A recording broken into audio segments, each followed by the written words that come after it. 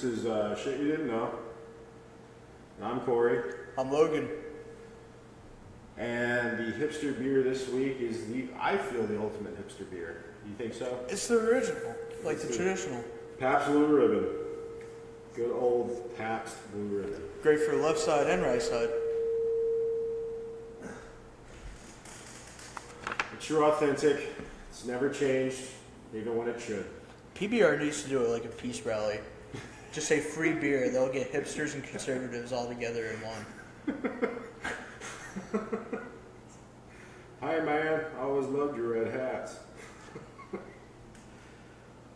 So, speaking of that, I have spent, I would say the first several podcasts kind of shitting on conservatives a little bit. Yeah. And not just conservative, like religious fanatics. Like mostly, but yeah, a lot of conservatives. People I think are just genuinely bad for society. Donald Trump, Ted Cruz, all those kind of guys. But this episode's actually going to shit on liberals a little bit. So all right. You're welcome. I feel, a little bit of both sides. I feel that as a liberal, I should tell, truth to the people. Oh, you poli-sci major. Yeah, sorry, I like no things. How dare you know things? Knowledge is weakness. What you reading for? You know what I use books for? Start my bonfire. What, you don't put them in your outhouse? Or you can use them as a wick for your weed. Yeah. For the liberal side. This episode's going to shit on liberals. So if you're not of that persuasion, you might like this one. October 15, 1953, John Mackey is born in Houston, Texas, to Bill and Margaret Mackey, and was one of 3 children. His father, Bill, was a professor of accounting and a CEO of LifeMark, a healthcare company. And he made sure to mentor his son in the ways of business as he grew up. As a child, Mackey was a voracious reader. He read countless books on economic theory, religion, and philosophy. He was a good student in high school and was easily accepted into the University of Texas, where he studied philosophy and theology. So this is the second Texas. Oh, and usually the Texas ones are the great ones. Yeah. This one. So he was a great student in college as well, typically going to the library on days he didn't have class and staying there from 8 a.m. until almost midnight. Fucking nerd. So, yeah. I mean, that is what you should be doing if you're really taking your studies seriously, but... Oh, yeah, but we all know I didn't take it seriously, so that's why I'm in retail. So, yeah, I know, right? But there was a problem. Mackey only liked reading books that he was interested in and didn't like doing the assigned readings that his professors gave him, which, I went to college, there's a lot of those. Even in stuff you're interested in, you read stuff and you're like, oh my God, I'm going to put a bullet in my head. Read another sentence of this. But, pretty common. In 1974, his 4th year of college, he had taken over 120 credit hours and had taken almost no required classes to obtain a degree, which, not good. And to put that in perspective, it takes about, when I graduated, I had 121 hours. So, yeah, he's fucking off. Mm-hmm. Big time. So one night when he was reading Being and Nothingness by John Paul Sartre, Mackey threw the book on the ground, dropped the course the next day, and decided he'd never read another book he didn't want to read. He then hitchhiked to New York, grew his hair out, and told his parents that he wasn't getting his degree after all.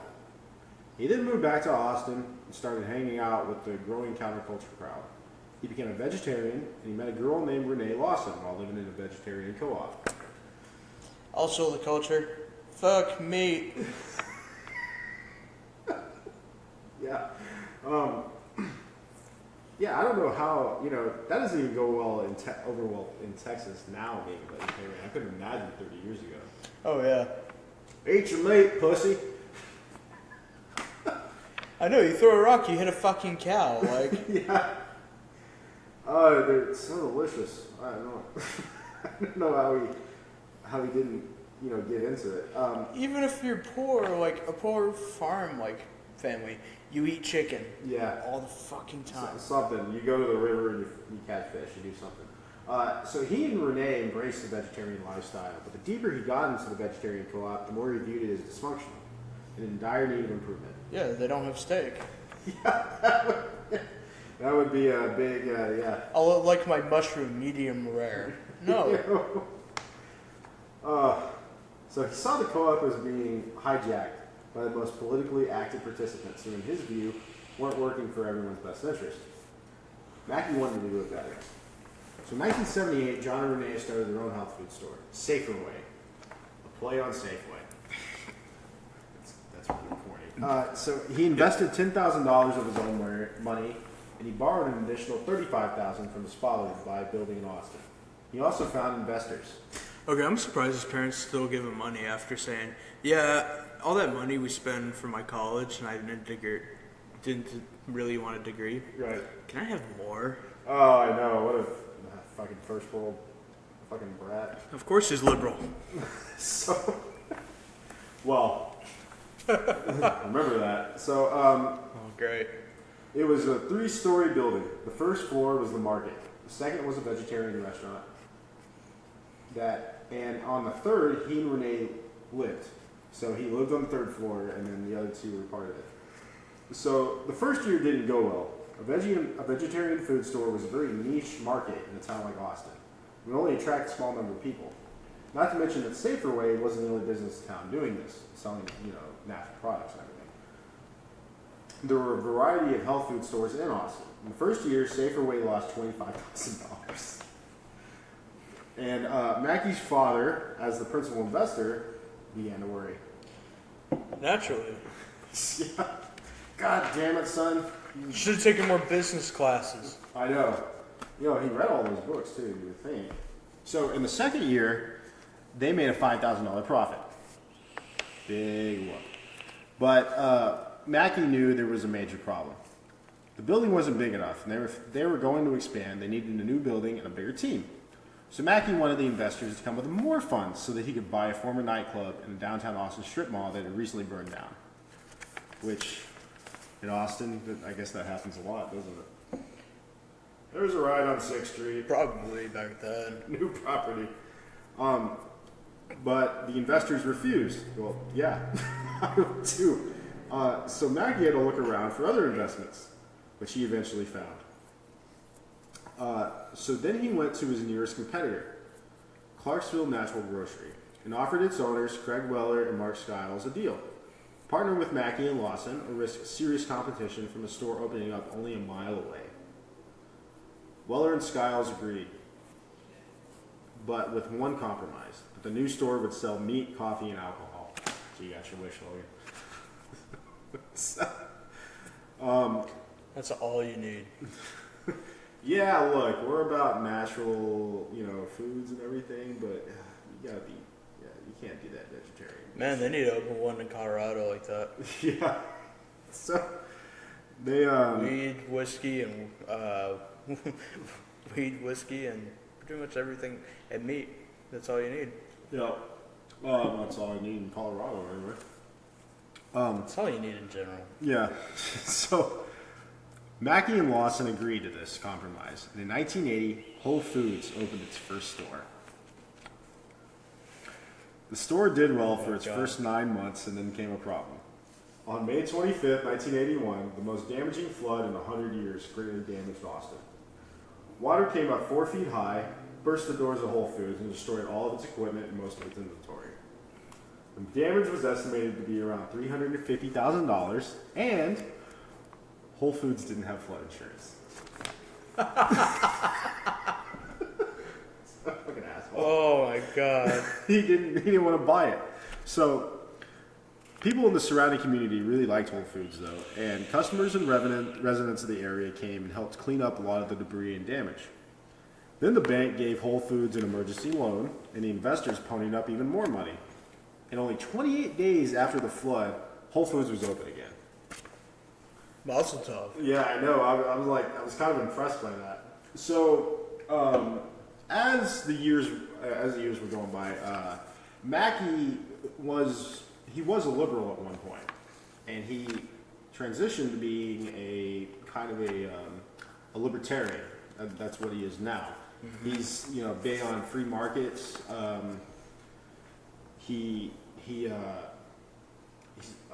Milton Friedman is a very big influence on him. And this transition happened over the years, but that's what he's known as now. So Mackey knew that he needed to expand after the flooding happened, and he began to see his vision for a natural and organic food store that could bring in more customers in other major cities. So Whole Foods expanded to Houston in 1984, then to Dallas in 1986. Then they put up a location in New Orleans in 1988, and then the next year another in Palo Alto, California.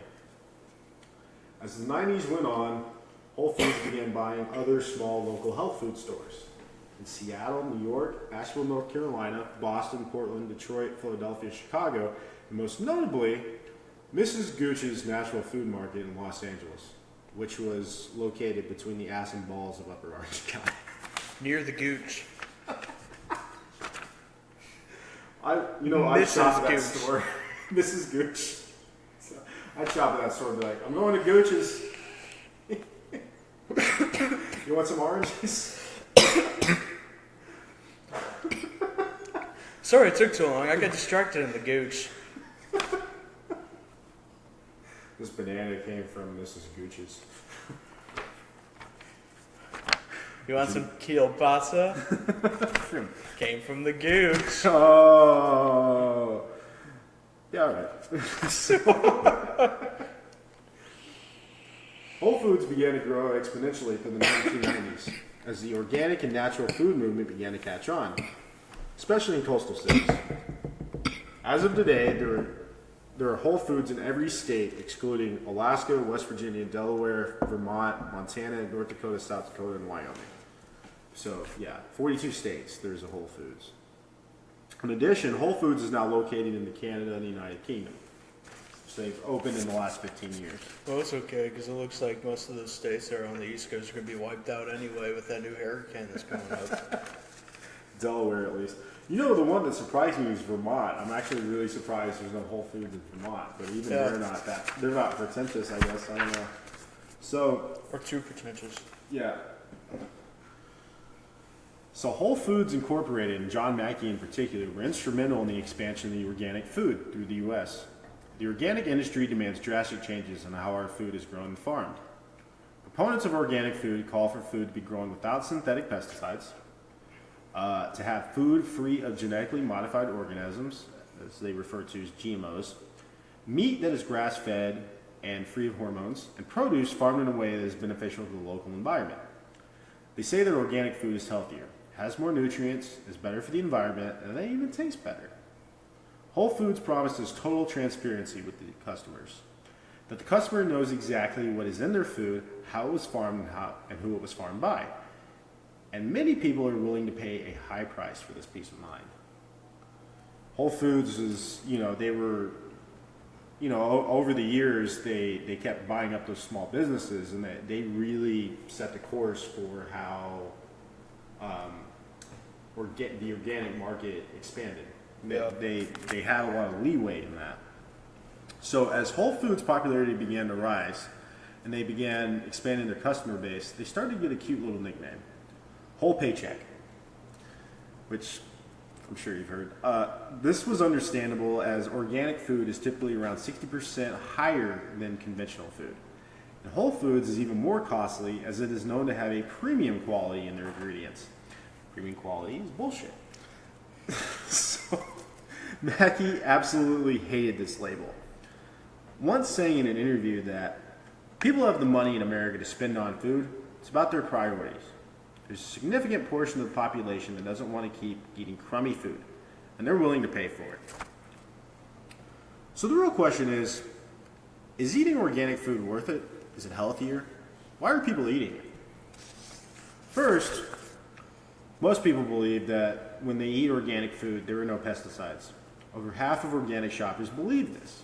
This is not true. Organic farmers use pesticides.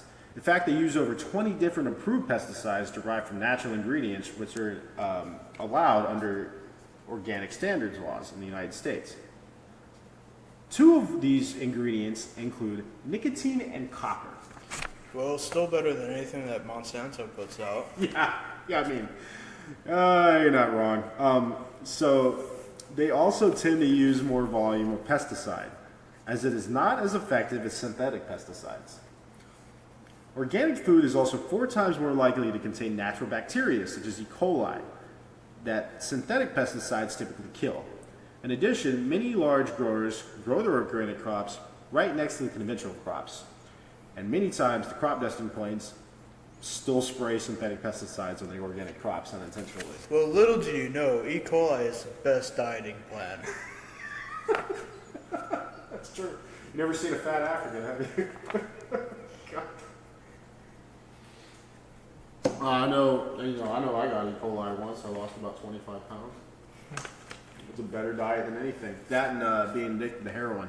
Yeah, it's not even the natural food itself. It's E. coli. Second, there's absolutely zero evidence that organic food is more nutritious than conventional produce. Scientists have been studying this for 50 years and have run over 3,500 experiments, and there's no clear-cut difference in the 15 common nutrients contained in organic versus conventionally grown food. And this is despite the organic lobby's constant claims of this. Mm-hmm. Third, GMOs are not necessarily a bad thing. Brought on by Dr. Norman Borlaug and his Green Revolution, over the last 50 years, crops have been engineered to be more drought resistant. After all, the planet, it is getting hotter. They become more resistant to heat, to fungi, to parasites, and insects. They have been engineered to yield more crops in a smaller area and with less water. This work led Dr. Borlaug to receive the Nobel Peace Prize. It is estimated that his work on making a genetically altered wheat crop saved the lives of 1 billion people who would have starved to death in India, Africa, and South America. Borlaug claims that organic farming can only feed approximately 5 billion people worldwide. There are now 7 billion people worldwide. So, organic farming is not going to feed the world. It's literally a first world problem. Fourth, organic farming techniques are better for the local environment, but there are still issues. It typically takes a larger carbon footprint to transport organic food. Most organic food sold at large grocers like Walmart, Kroger, Albertsons, Safeway, and Whole Foods has to be trucked in from farther away, as these companies very rarely get their food locally. In addition, most large organic food brands are owned by large multinational corporations. Yeah, but Kroger's one of the best out of those that does it, though. Probably. They do a lot of, Texas-based stuff, at least the Kroger's here. Yeah. I mean, there is, but most of the organic produce that comes in is not local. And notably, brands like Annie's is owned by General Mills. Honest Tea, yes, that's really Honest Tea, yep. is owned by Coca-Cola. Naked Juice is owned by Pepsi. Kashi is owned by Kellogg's. Applegate Farms is owned by Hormel. And Horizon Milk is owned by Dannon. So most of the major brands that are selling organic are still owned by major national multinational. Yeah, but Horizon is so damn good. I've never had it. So fifth, the U.S. has very, very loose definitions of what constitutes organic food and organic farming. In 1990, the National Organic Standards Board was created with the assumption that organic farmers would self-certify, and the organic lobby does not want this rule to change, as it would put stricter standards on organic meat and produce. Additionally, all certification is done by one of 3 third-party companies. Only one of these companies is a nonprofit. The other 2 are paid by the organic company that hires them to do the inspection. So they literally call the organic company and be like, hey, we're going to hire you for this job. Come out and inspect our stuff. Nothing sinister about that. It's just paying the people that literally regulate this. So there is quite a bit of pseudoscience in the organic industry. And Whole Foods is the major purveyor of that. The shadiness of Whole Foods doesn't stop there. For a company that is big on transparency and honesty with the customer, the behavior of their marketing team, their execs, and their CEO does not reflect that in any way. For instance, in 2007, Whole Foods bought one of their competitors, Wild Oats Market. 3 months later, there was an issue. It turns out that Mackey had been posting on Yahoo Finance forums under the name Rahudep. which is an anagram of his wife's name, Deborah. He constantly criticized Wild Oats Market and referred to himself in the third person numerous times in order to drive down their stock prices while he was simultaneously trying to buy them out. He had been doing this for 7 years. That is some pettiness. Yeah. God. Definitely. So there was an FTC complaint. At first you don't succeed, waste 7 years of your life. So there was an FTC complaint, and Mackey had to apologize. He called it a mistake in judgment, not ethics. What a fucking dick. In 2014, Whole Foods started to be investigated by the New York Department of Consumer Affairs. They tested 80 items that were found in Whole Foods stores and found that all of them had mislabeled weights, and they were overcharging the customers. The customers were paying for the packaging that was including in the weight. Mm-hmm. So then in 2015, additionally in 2015, it was revealed on Twitter that a Whole Foods in California was selling a 16-ounce bottle of water with 3 stalks of asparagus in it for, wait for it, $6 on their shelves. It doesn't even make sense that it's asparagus. Like, I don't know.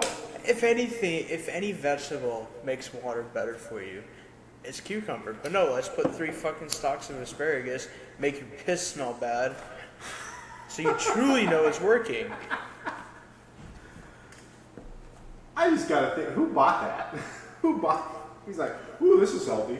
The people whose dread smelled worse than their asparagus piss. Yeah, I guess. So then later in 2015, this only happens 6 months later, it was revealed that a Whole Foods in Colorado was selling organic tilapia and goat cheese that had been farmed using prison labor.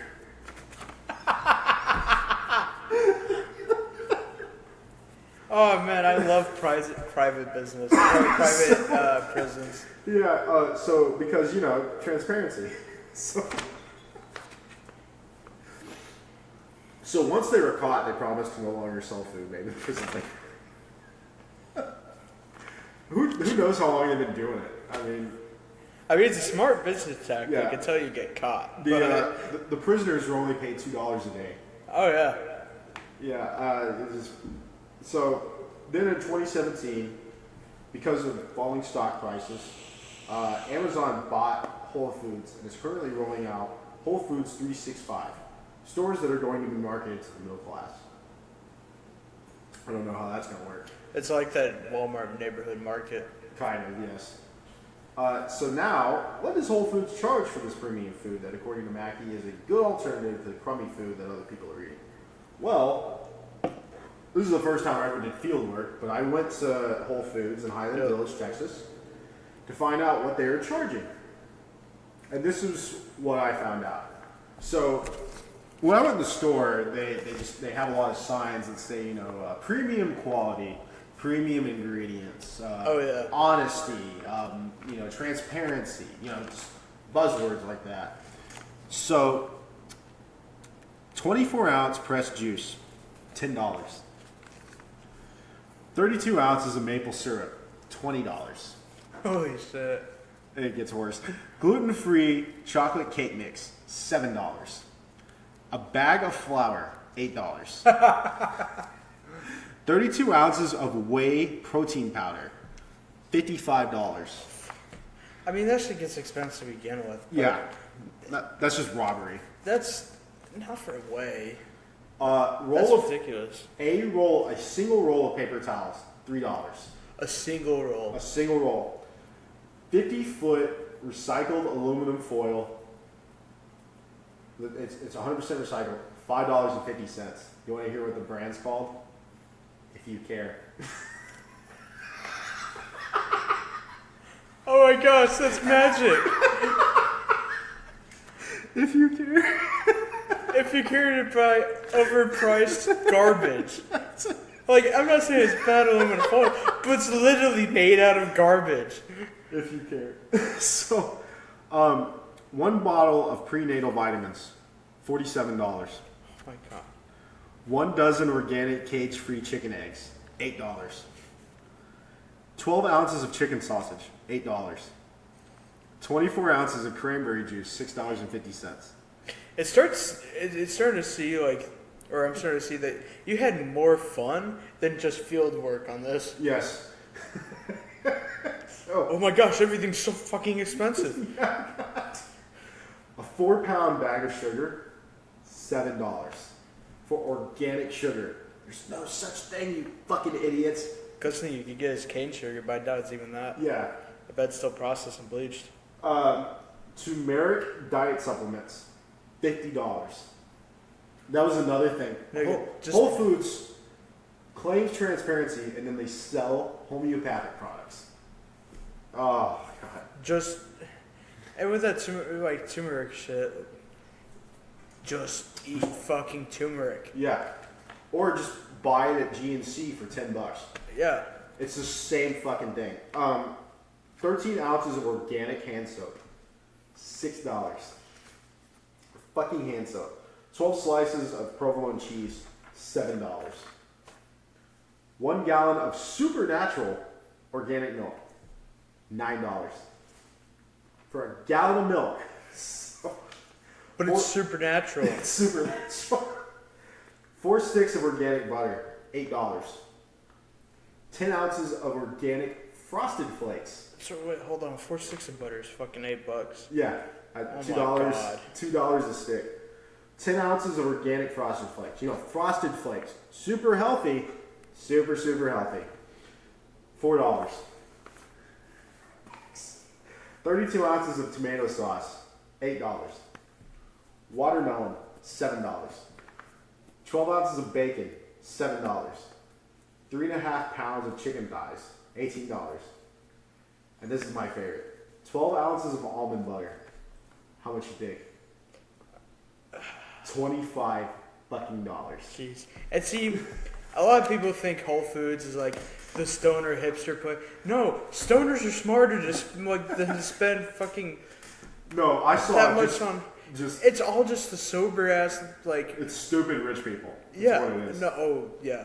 When I went, I've gone to the Highland Village Yeah. that Whole Foods several times, and it's always like the middle-aged businessman in his exercise gear and his and it just acting all high and mighty with his 2 bags of Whole Foods shit that he would probably spent over $100 on. Oh, speaking of that, they sell yoga shorts. You know how much yoga shorts are at Whole Foods? $45 fucking dollars. Sounds about right. 1 pound of king crab legs. That's organic, with quotations in my fingers. $35. There's no such thing as organic seafood. No. It's farmed from the ocean. There's no way they can guarantee anything. Well, the only way you can get more It's farmed. organic is organic is ocean as opposed to farm, because a lot of farm is a lot worse than farm tilapia is fucking awful. Yeah, it's not. No, I mean, it's $35 for something you can't even guarantee is organic. $9 for a rotisserie chicken, a single rotisserie chicken. 1 pound of turkey breast from the deli is $15. Oh my god. 12 ounces of coffee is $12. Super omega 3 vitamins that I buy a super omega 3 vitamins, fish oil. Oh yeah. It's $39 at Whole Foods. Fuck. So now that I've said all that, is Whole Foods worth it? I would say no. For the aesthetic. Look at how much money I'm spending that I don't have. So people shop at Whole Foods, and I mean, you're getting ripped off. You really are. I don't know. I've been eating at Whole Foods for 2 months. The only thing that's thinner is my bank account.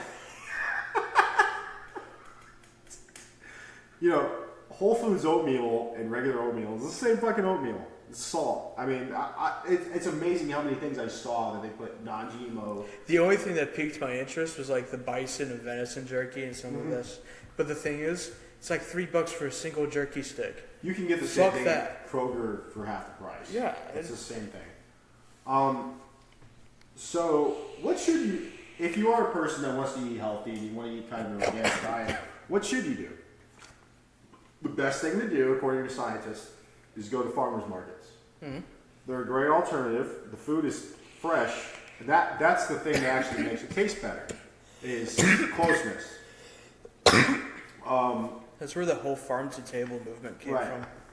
Farmers markets are what you should be doing. It's also not nearly as expensive as Whole Foods and is very economically friendly, much more economically friendly than something like Whole Foods. Another great alternative, and the best one that they recommend, is to grow your own food.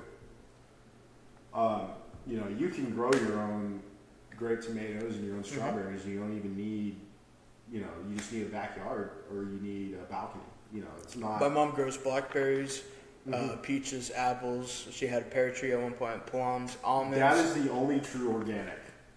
Grow your own food. Tomatoes. We always have a basil plant up on the front porch. Yeah, like, for real. That's the only way you really know what's in your own food, is to grow it yourself. So, that's really cool. Your mom grows blackberries. So, that's awesome. The coolest thing was that almond tree. Oh, yeah. That's awesome. Awesome. Fresh fucking almonds. Yeah. Amen. That's amazing. She would always make baklava with it. I mean, homemade baklava with almond, like fresh almonds, is great. Oh, yeah. Especially when she bought like the more expensive honey, like the really the stuff you can actually kind of taste where it came from. So yeah, if you're kind of a liberal person and you've been shopping at Whole Foods this whole time, I'm sorry, but you're getting ripped off. You really are. Sorry to say that. Yeah. I understand it's just like you want to do the right thing and you want to do something that's better, and you really think the way they sell it, the way they market it is, you're doing something good for the earth, you're doing something good for yourself, but you're really not helping yourself or the earth by buying organic food. That's the bummer of it. But anyway, how did you like that story? I realized that I definitely need to keep going to the Highland Village Whole Foods, not just to waste gas and create even more of a footprint, just to feel so much better about myself for being fucking poor. Yeah, I know. Well, so I don't know if you know this. If you do go to the Highland a Whole Foods bathroom and you take a dump in it, it doesn't stink.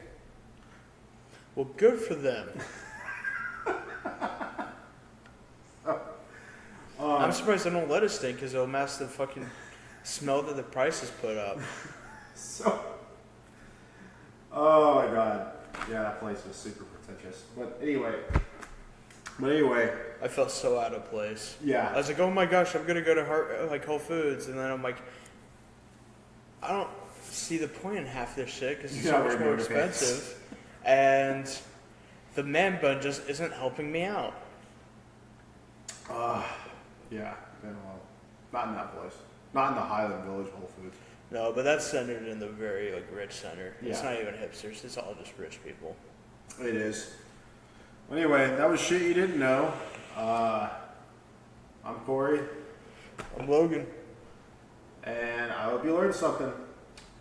And please like and subscribe and don't buy